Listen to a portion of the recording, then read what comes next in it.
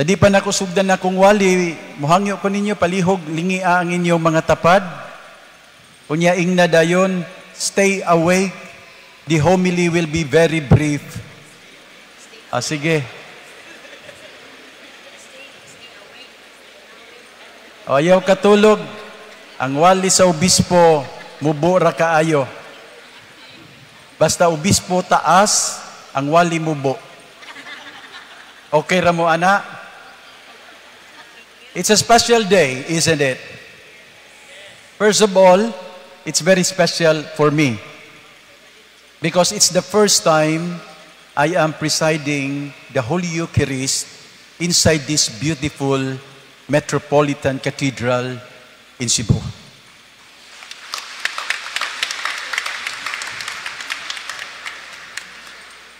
Kabalo naman mo no nga gitudlo man ko ni Pope Leo nga mahimong bag-ong arsobispo sa Sugbo. Iampo ko ninyo, ha? Yeah. It's a big responsibility. I know my limited capacity. I remember a fisherman who prayed to God. He said, Lord, the ocean is so big and my boat is so small. Have mercy on me. In the same way, I say, Lord God, the Archdiocese of Cebu is so big and my capacity is very small. Please be good to me. So it's special for me. It's also special for all the priests. Why? Because it's the feast day of Saint John Vianney, August 4. The patron saint of all priests, especially parish priests. Mga pari nga naa sa parokya. Si Saint John Mary Vianney, ipili sa simbahan nga mahimong patron sa mga pari tungod kay buot ipakita sa simbahan nga ang pagkapari dili gwapuhay. Dili ba siya gwapo? Pero gwapo kasing-kasing. Si Saint John Vianney, physically, externally, dili gwapo. Pero gwapo tanawon, kay gwapo siya og kasing-kasing. Siya magpahinumdom namong mga pari nga ang pagkapari dili bright tanay.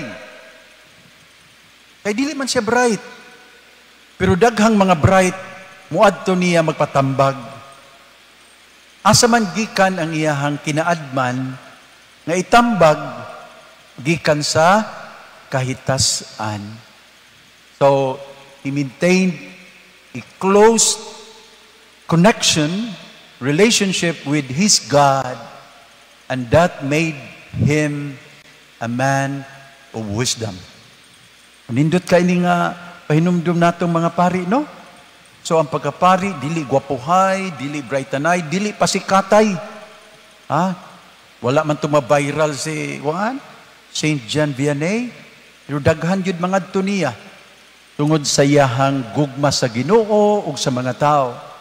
It was Saint John Vianney who said, the priesthood is the love of the heart of Jesus. Ang mga pag-aordinahan, brothers, mao ni atong bukasyon. Mao ni atong tawag ang pagdala sa kasing-kasing sa gugma sa Dios diha sa atong tagsa-tagsa ka pagkapari sa atong kaugalingon. Dalhon nato ang gugma sa Ginoo ngadto sa katawhan. No? So again, today is special for all priests because of Saint John Mary Vianney. It is also a special day for the Pacem community. Why?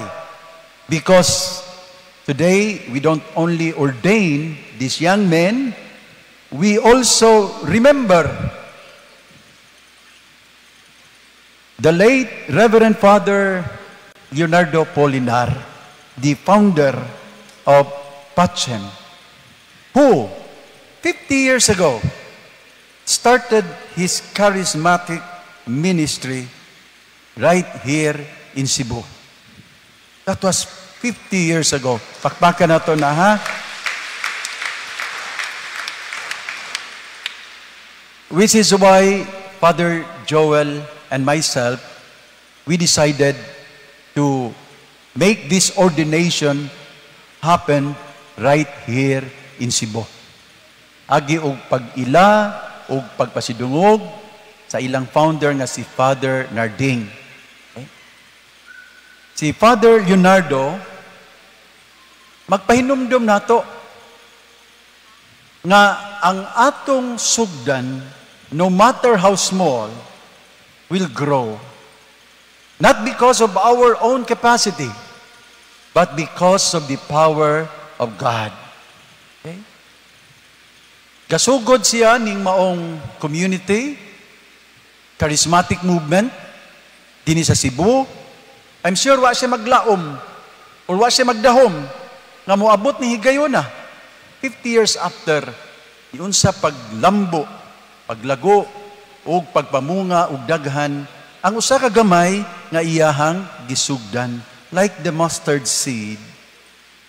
Gamay nga liso, pero mudako, mutubo, tungod sa gahom sa Ginoo. My dear brother priest and ordinance, this should inspire us all. No?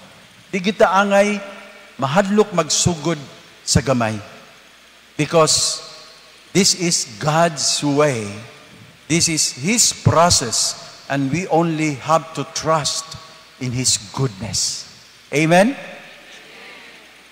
And then, this is a special day, of course, for our candidates in this ordination, for the priesthood and for the diaconate.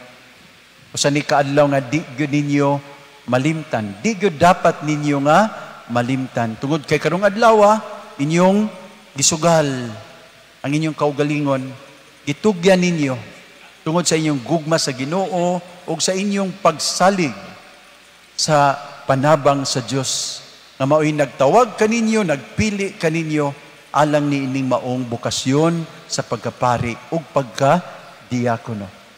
Believe it.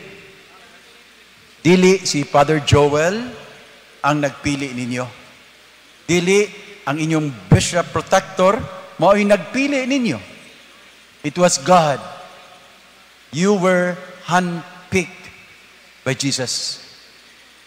In the gospel, He said it clearly to us, it was not you who chose me.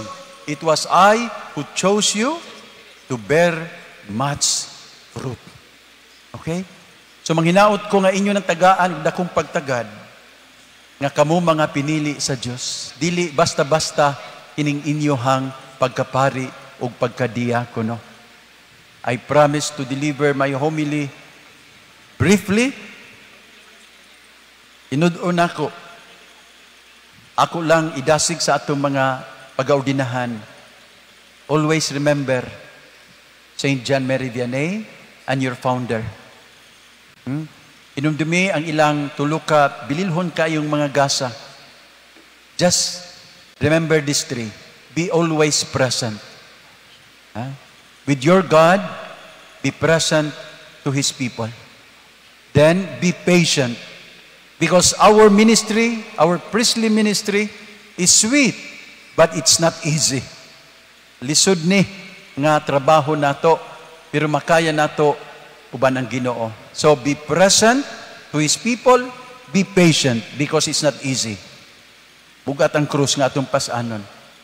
Finally, be prayerful. Pabilin nga maampuon. Believe it, you will not be successful by your own capacity. Only with the help of God. God bless you.